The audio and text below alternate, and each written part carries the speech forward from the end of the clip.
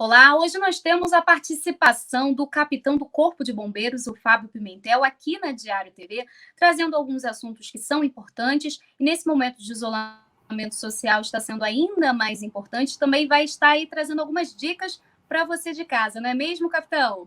Isso aí é um grande prazer para o Corpo de Bombeiros contribuir em caráter preventivo, né? Porque, infelizmente, a gente é muito acionado para quando uma situação já aconteceu. Então, para a gente é muito bacana estar aqui passando o máximo de orientações. Claro, com certeza. Capitão, nesse momento de isolamento, né, que a maior parte da população se encontra em casa, né, as famílias, pai, mãe, criança, todo mundo junto, né, a questão da intoxicação por produtos de limpeza se torna um perigo? Claro, sim, principalmente, né, sobretudo, por causa das crianças, né? As crianças, elas são muito curiosas e elas confundem, né, cores, elas gostam muito de cor, então elas confundem uma embalagem de um produto de limpeza, por exemplo, com um de refrigerante ou de um suco que ela vê no mercado quando ela vai com a mamãe e com o papai. Então é muito perigoso, sim. E quais as dicas aí para os papais estarem atentos e tentar evitar isso aí?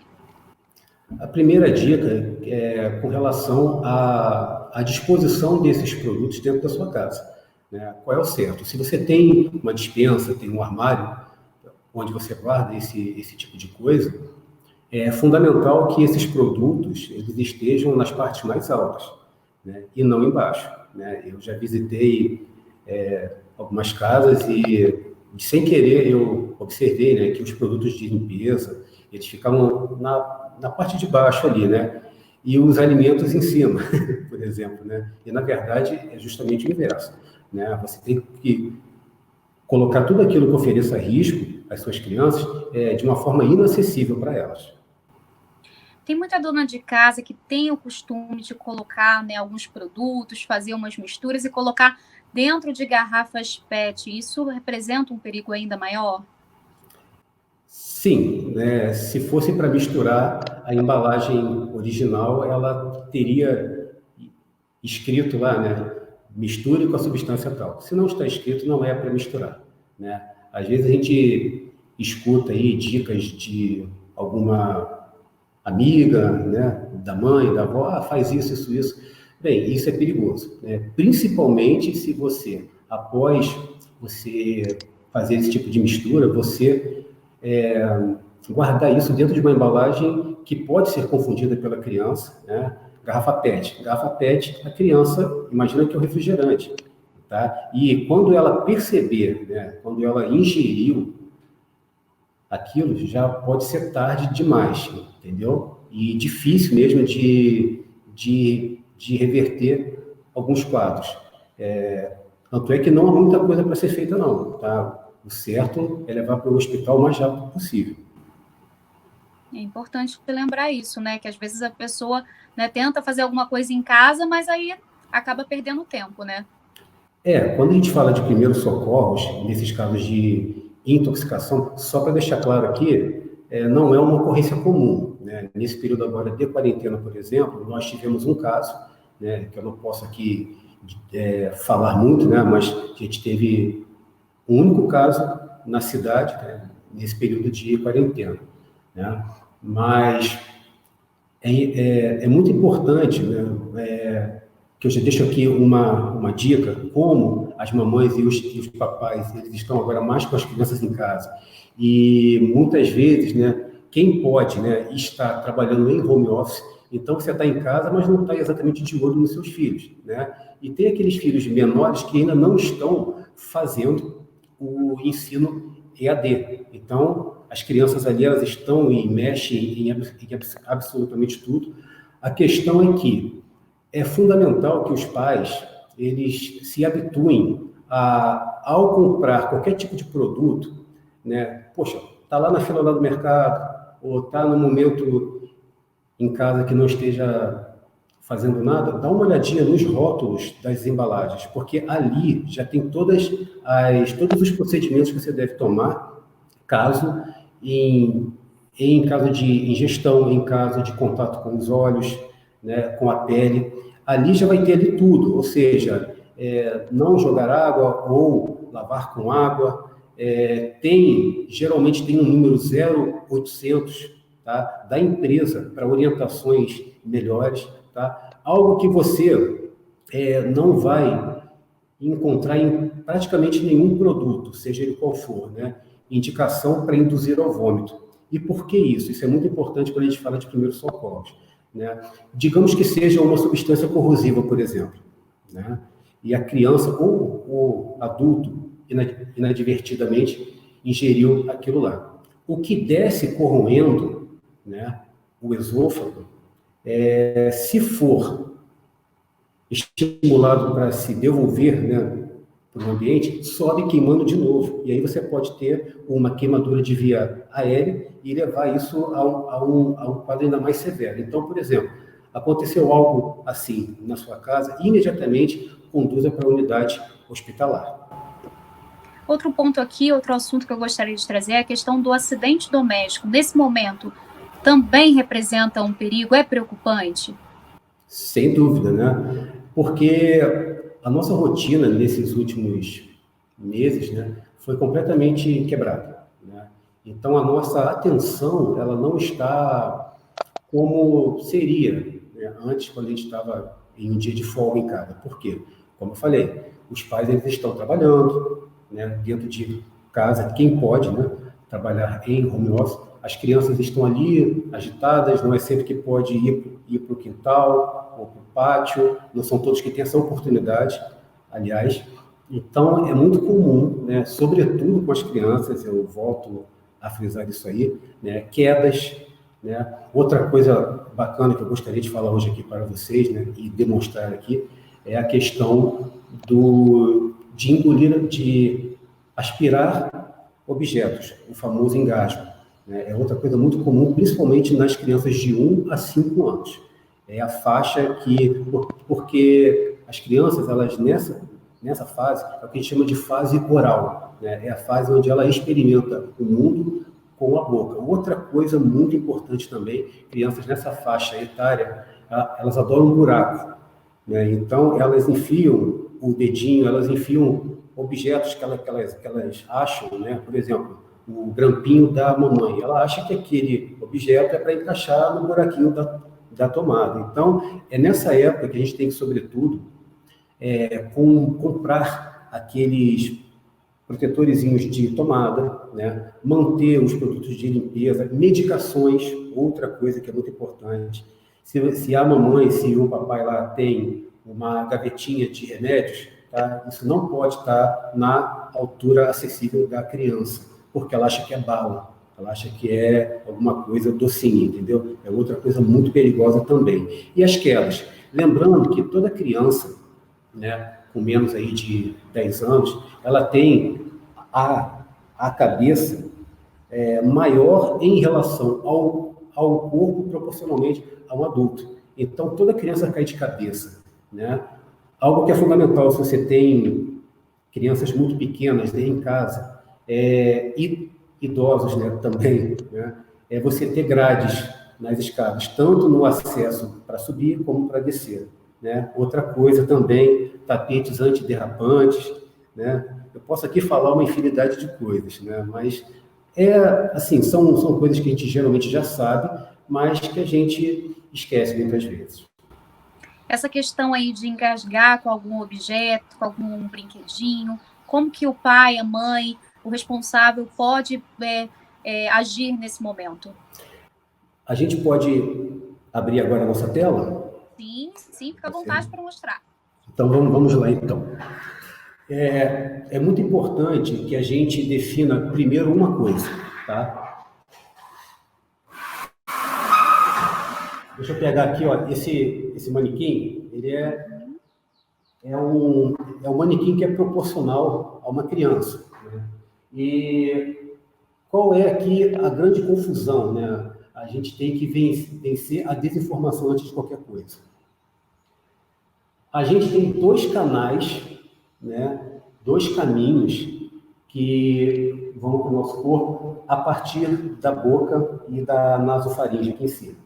Um deles é a traqueia, que é essa parte aqui da frente, ok? essa parte, acho que é melhor, tá? Tem a traqueia, que é essa parte que a gente sente quando a gente bota aqui a mão, né? Que parece muito com esses conduítes de luz amarelinho, sabe? Então, aquela resistência. E atrás dele tem uma estrutura chamada esôfago, que parece até com uma mangueirinha de jardim, né?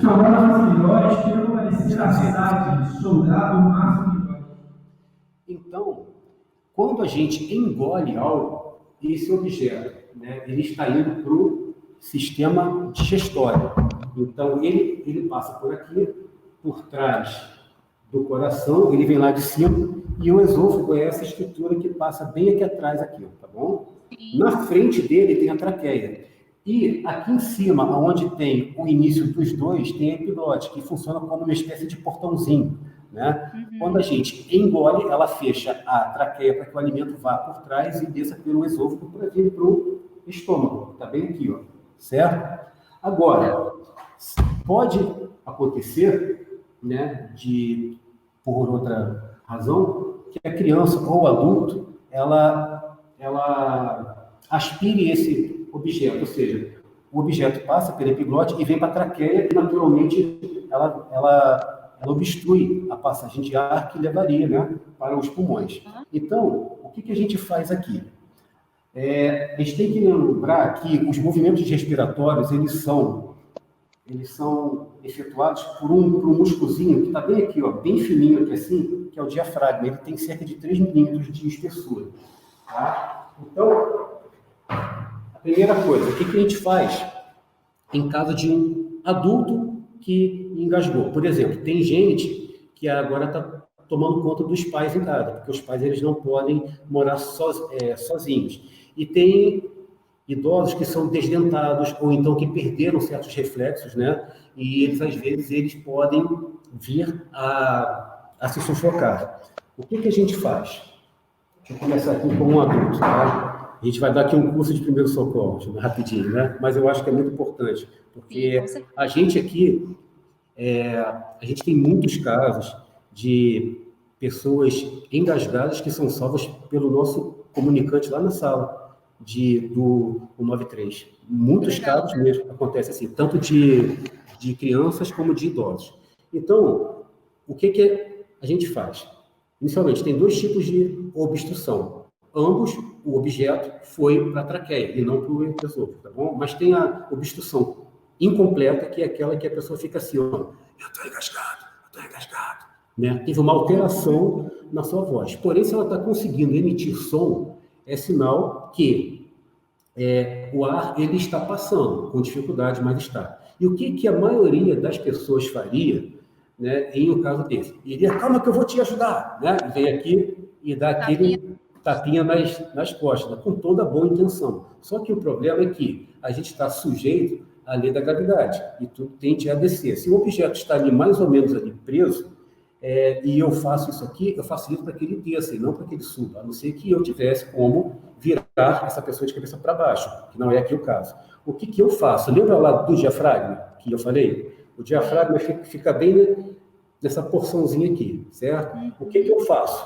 Eu vou ficar atrás da pessoa, né? Aliás, quando a pessoa ela está emitindo som, eu só estimulo que ela tussa. Tosse.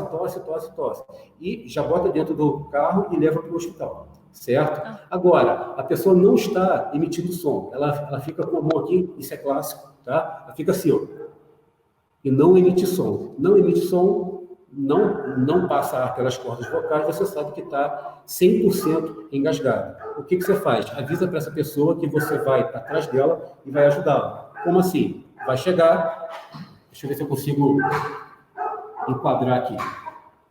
Acho que tá legal, né? Tá dando para ver.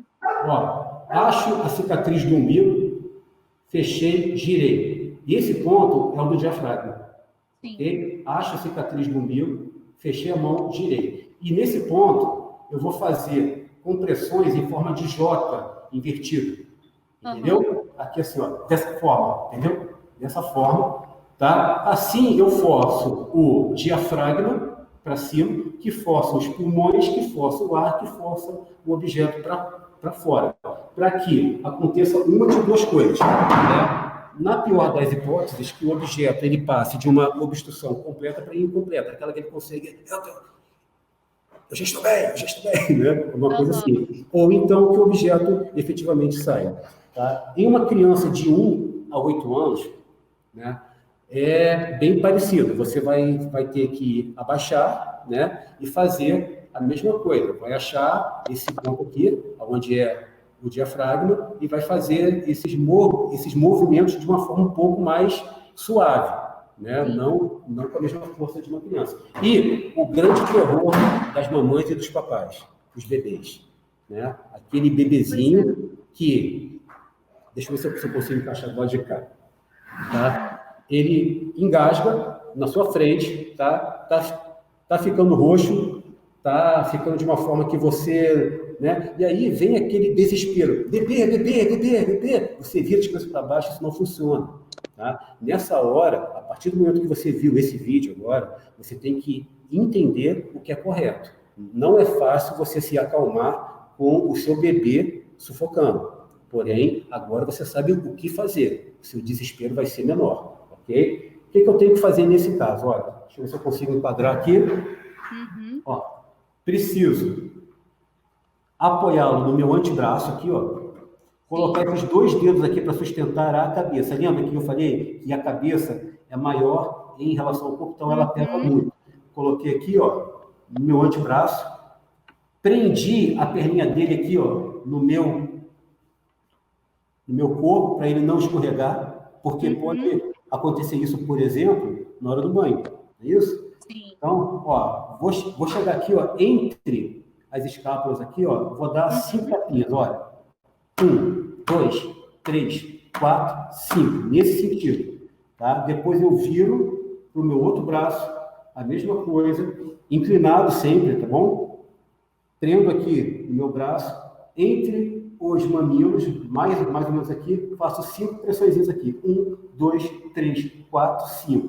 Nada disso tem a ver com reanimação cardiopulmonar. Tem a ver simplesmente com forçar os pulmões a expelirem ar que faça com que o objeto ou o líquido seja expulso. Bota de ladinho aqui, vê se o objeto saiu. Se não saiu, repete isso aqui, já vai para o carro com alguém dirigindo e fazendo isso em direção ao hospital. Ou liga para o 93 e pede as orientações nossas, ok? E se for o caso, né, de não ser revertido, né, ou de não ter um carro, né, a gente vai dar um jeito aí de ajudar, tá bom?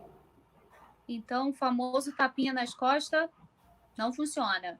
Funciona Só em no caso do criancinhas bebê. pequenininhas, porque a gente consegue incliná-la, né, de uma forma que isso favoreça. Agora, a pessoa em pé, né, esse tapinha aqui assim, ó, eu vou ajudar, entendeu? Isso não, a não ser que você tenha como virar essa pessoa, que é uma das recomendações do protocolo europeu, né, que você incline essa pessoa ao máximo, mas assim, muitas vezes isso não é possível, porque você pega uma pessoa que é obesa e tal, e você não consegue nem incliná-la. Então, você já parte logo para massagem do diafragma, que é a manobra de Heimlich, aliás.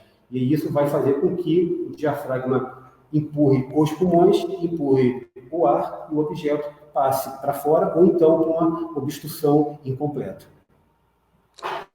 Capitão, olha, é importante isso aí, porque eu ia ser aquela famosa amiga do tapinha nas costas. Você e 98% da população, entendeu? E vai estar ajudando, né? E assim, a gente acha até que em muitos casos acontece mesmo do objeto subir por alguma razão, entendeu? Mas é quase um milagre, tá bom? O certo é contrair o diafragma mesmo, tá bom? Por quê? Sempre tem ar dentro dos pulmões, sempre, entendeu? Mesmo que eu pare aqui agora, ó, parei, eu estou com ar que resulta da troca gasosa, entendeu? Então, eu indo no diafragma, ele expulsa mesmo o ar dos pulmões. Capitão, agora a questão do celular superaquecido. Porque agora é um momento que a gente está usando ainda mais o aparelho celular. Quais as dicas no que a gente deve estar atento, como evitar problemas nesse sentido? Então, no ano de 2018, eu fui convidado para dar uma palestra em um simpósio em um hospital aqui que é referência em queimaduras, que é o Hospital da Aeronáutica, lá no Galeão. Foi um simpósio muito bacana e teve uma médica que me antecedeu, que ela era a presidente da Sociedade Brasileira de Queimadura, especializada em atendimento em criança. E ela, na época, disse que está tendo uma incidência muito grande mesmo, de queimaduras por conta do celular mesmo, né? Na maioria das vezes, ocorre porque as pessoas, né, tanto as crianças como os adultos, utilizam, né, a toda hora, inclusive quando ele está carregando, né? Então, esse é o grande causador, né, de queimaduras por explosão, né, ou aquecimento excessivo do celular. Quais são as dicas, né?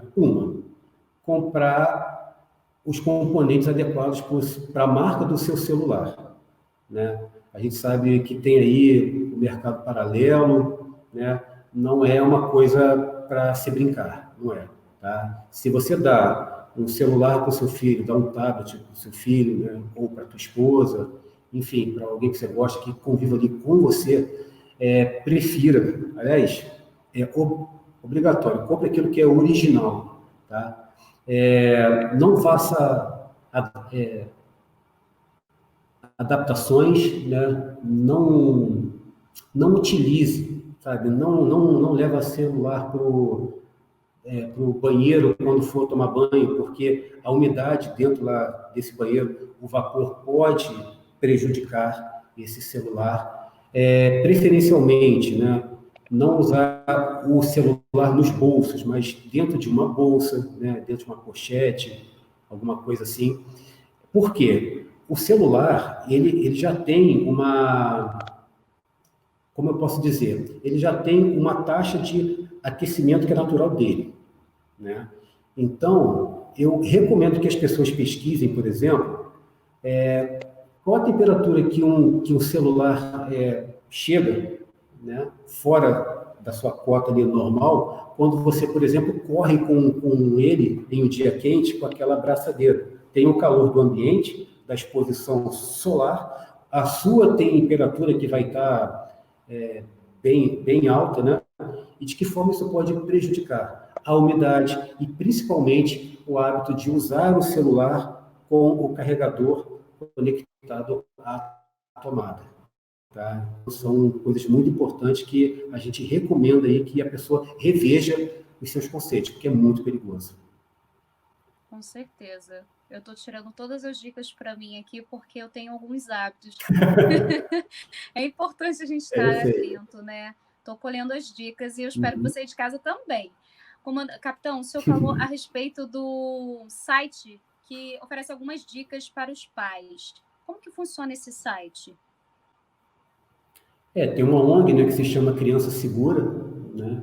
E eles são uma referência, né, sobre prevenção a acidentes com crianças. Então, a gente sempre utiliza, né, essas referências deles em nossas palestras, porque tem algumas coisas lá que são muito bacanas. Por exemplo, eles mostram qual a perspectiva que as crianças pequenas têm da casa, né? A gente vê a casa, né, por cima, eles veem por baixo. E de que forma existem coisas que a gente não percebe como perigosas, e como, por exemplo, vaso sanitário, né? Para eles, aquilo lá é um lugar para enfiar a mão e a cabeça, entendeu? Os buraquinhos das tomadas, como eu falei, eles acham que aquilo... Por quê? Porque eles estão numa fase de descoberta do ambiente, então eles querem experimentar tudo, tá? Outra coisa que é muito importante, que é falado lá, e a gente usa isso muito aqui nas nossas palestras, bem como na Sociedade Brasileira de Afogamento, que é a Sobrasa, que é outra referência internacional na área, né? Que é uma coisa que pouca gente sabe. A maioria dos afogamentos com crianças, principalmente as pequenas, ocorrem dentro de casa, em bacias ou baldes.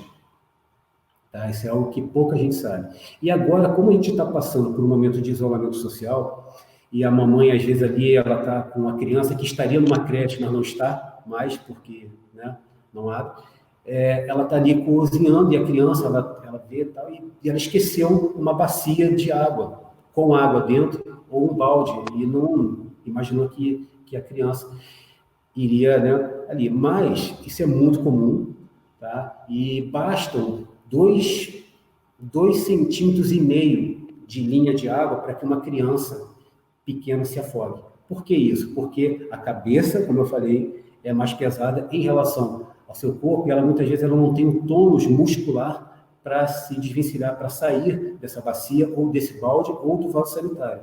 Então, é mais uma dica muito importante, isso está lá. Além disso, nessa época agora de pandemia, eles ensinam outras coisas, né, como colocar máscara, qual é o jeito certo de usar cinto de segurança, cadeirinha, né? Isso se fosse numa época de circulação, né? Mas, enfim, eu recomendo bastante.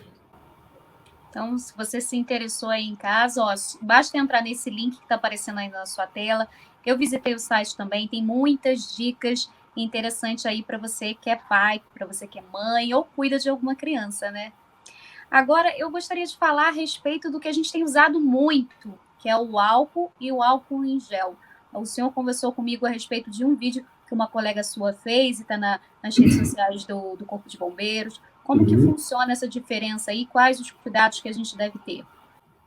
Então, assim, antes de tudo, né, o nosso quartel aqui tem um Instagram, né, que é o @BravoTeresópolis, e lá a gente tem alguns vídeos, né, de orientação, inclusive a gente aceita sugestões, né, porque é sempre bom que a gente possa prover as informações de acordo com a demanda, com aquilo que a sociedade precisa, né?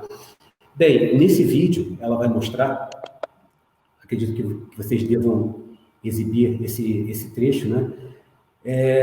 Qual a diferença da inflamação do álcool, né, líquido, né, que a gente usa ali, e o álcool em gel.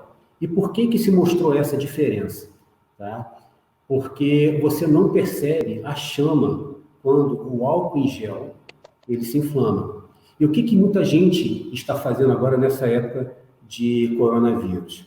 Né? Usando o álcool em gel dentro da sua casa, né? Todas as autoridades de saúde, né, vêm dizendo que água e sabão é o suficiente para a higienização ali das suas mãos, né? Então, quando você chega em casa, você se desvencilha daquelas roupas, tira o sapato, né? Entra em casa, faz a higienização básica ali e tal, e é isso aí. Agora, é extremamente reprovável, tá, que, por exemplo, a dona de casa ela passe álcool em gel nas mãos e em seguida vá cozinhar, por exemplo. O risco de inflamação ali é muito grande, tá? O risco de se queimar é muito grande. Aliás, eu vi uma matéria sobre São Paulo, não foi aqui o nosso caso, mas o Corpo de Bombeiros de São Paulo, eu vi isso aí, eu não lembro agora, comprovou que teve um aumento de cerca de 60% de casos de queimadura, né, depois do início da quarentena. Tá? E se apurou, né, que boa parte disso se deve a justamente essa desinformação com relação ao álcool em gel. Tá? Ele se fixa mais as suas mãos, né? Você não percebe as chamas de imediato, como a aspirante Heloísa demonstrou nesse vídeo do nosso quartel. Então, fica essa dica aqui. É outra coisa muito importante. Falando nisso, já puxando esse link que é muito importante, um outro caso também que acontece muito com as crianças, isso também é falado lá no Criança Segura, com relação às crianças que são curiosas e puxam os cabos das panelas para elas, entendeu? Inicialmente, cozinha não é um lugar de criança, porém, a gente sabe, né, que nem todo o cidadão tem um layout, né, da sua casa que permita mais de dois cômodos ou até mesmo um cômodo. Então, mas a princípio, criança não tem que ficar perto de nada na cozinha, porque ele tem coisas que queimam, que cortam, tem vidro, é escorregadio, é sempre perigoso, tá? Mas o que a gente recomenda? Quando a gente for cozinhar, tá? Não somente tendo criança em casa, mas porque você pode esbarrar ali, né? Manter os cabos para dentro do fogão e não para fora. Entenderam? Tá? E se você só for aquecer uma panela ou duas, que você dê preferência para as bocas de trás do fogão e não as da frente, ok? Porque são muitos os casos de crianças que vão lá, a água está fervendo, o óleo está quente, a mamãe deu uma vacilada lá, foi atender alguém, enfim, a criança vai lá e puxa, aquilo cai tudo em cima dela e é um trauma muito severo, que fica para a vida inteira. Com certeza. Capitão, muito obrigada pela sua participação aqui na Diário TV. Eu é que agradeço em nome do Corpo de Bombeiros, como eu falei, dessa forma aqui que a gente está fazendo, a gente já está salvando vidas, eu não tenho dúvida. Tá? E é muito gratificante para a gente, e é por isso que a gente é que agradece. Muito obrigado. Então, você de casa, aproveite as dicas e vamos colocar em prática, né? O importante é, nesse momento, a gente estar seguros. Muito obrigada, capitão. Obrigado.